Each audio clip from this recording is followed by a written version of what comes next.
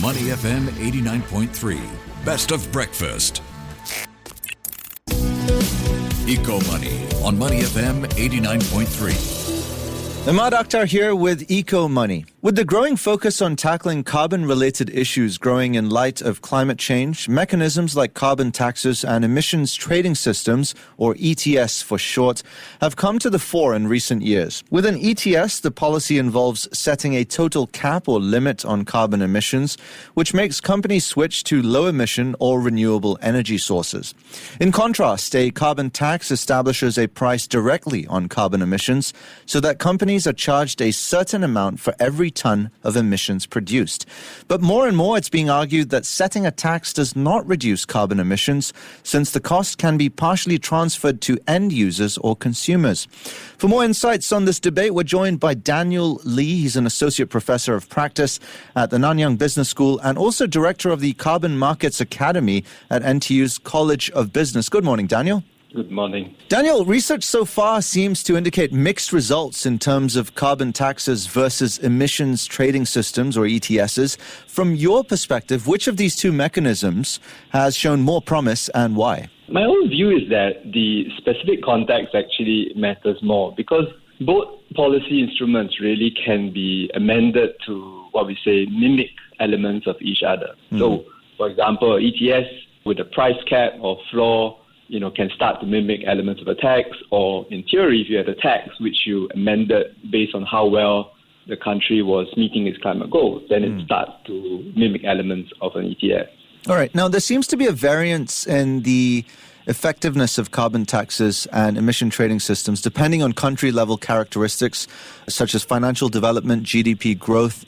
What specific conditions should policymakers consider when choosing between these two carbon pricing strategies? The main factors that policymakers should consider are A, institutional capacity, and B, political will. The first one is because, in general, institutional support capacity required to administer ETS is quite large compared to a tax. So, for example, regulators' perspective, how do you protect against market manipulation?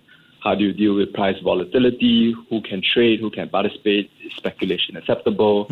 And then from a participant's perspective, you have to build organizational capacity to deal with the trading. Procurement function, is there a trading desk set up? What are the risks? How do I mark this in my book? So institutional capacity is important. And then political will was, tax is a loaded word, right? So in some countries, it's pretty hard to pass a tax. So it might be easier to get an ETS across the line. Yeah, that's a good point, right? Carbon taxes can face strong political opposition from industries that especially rely on fossil fuels and from those who are concerned about the economic impact. So that perhaps weakens the argument for a carbon tax.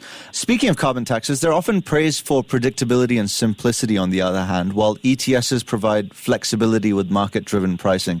How do you think these differences impact the practical implementation of these policies in different economies, particularly here focusing on emerging markets or developing countries? Within the context of emerging markets or developing economies, I think some of the considerations typically would be, as I mentioned earlier, institutional capacity, right?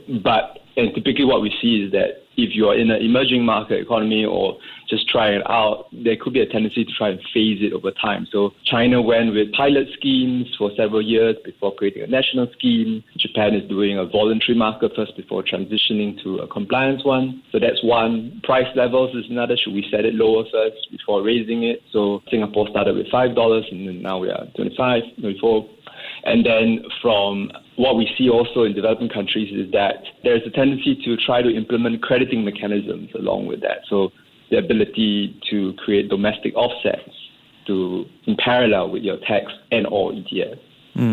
Do you think there are unintended consequences of carbon taxes? For example, increased carbon leakage where emissions shift to countries with less stringent regulations, or even job losses in carbon-intensive industries. Are these concerns in emerging markets? It is entirely possible. So that's why in implementation of ETSs or carbon taxes, there is some consideration towards subsidies or assistance for what we call EITE sectors, or emissions intensive but trade exposed sectors as well. So we see that quite common feature.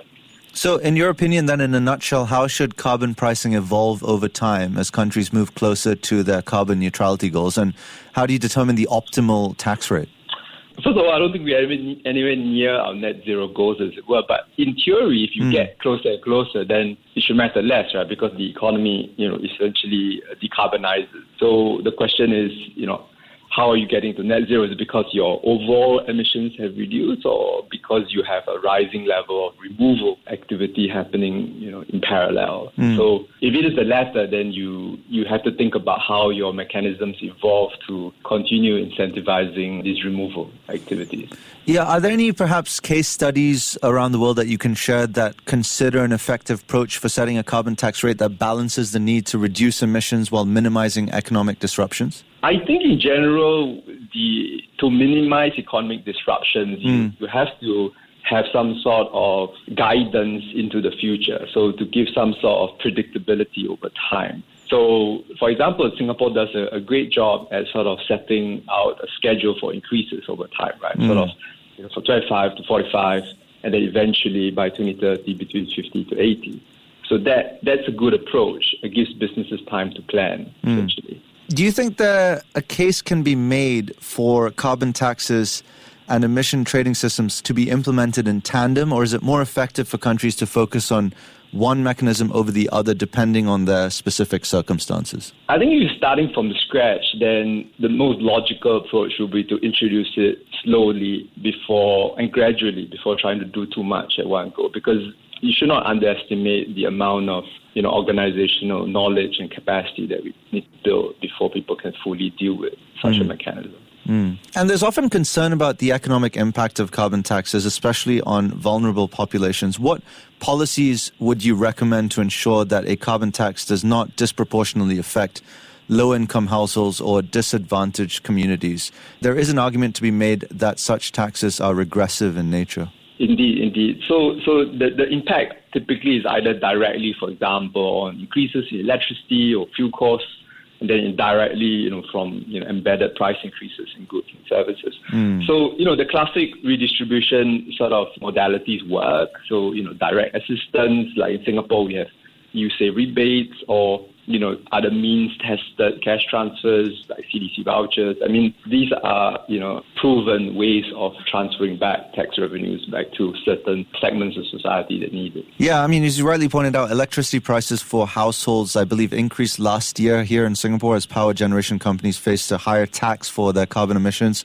So I think we're going to hit about between $50 to $80 of tax per ton of emissions by 2030, 45 per ton of emissions in 2026. Do you think that this is a good system that's been put in place? I think it's necessary to get Singapore to transition to sort of net zero future. And so the question really is, how do we do that in the least disruptive way possible? And I think, at least in Singapore, we've had a deliberate approach toward making sure, we schedule the price increases so it gives certainty out there. But also the government's been quite clear that, it's revenue neutral. So it's not trying to raise revenue. And there will be assistance transfers back to the population. Do you think there's any benefit in perhaps partnering with neighboring countries to try and, mitigate any potential pitfalls of carbon taxes or ETSs? For example, I believe a retailer here is developing a project in Indonesia to import electricity from solar power. Do you think such strategies could be beneficial in the long run? Oh, definitely. Part of the challenge in Singapore is that from a renewable energy potential perspective, we are limited by space. You need a lot of space for solar panels, and we don't have a lot of wind as well. So, this kind of collaboration with neighboring countries is absolutely critical, because otherwise you're just increasing the price, but if you can't switch technologies, then, you're sort of pushing against a wall, as it were. All right. Well, this is an ever-evolving discussion between the benefits of carbon taxes versus emissions trading systems. And we've been having this conversation with Daniel Lee, an associate professor of practice at the Nanyang Business School and also director of the Carbon Markets Academy at NTU's College of Business. Daniel, it's been a pleasure to have you on the show. Thanks for your time. Thank you. Thank you so much. Take care. Have a good weekend. Stay with Money FM 89.3. To listen to more great interviews, download our podcasts at audio.sg or download the audio app. That's AWEDIO, audio at the App Store and Google Play.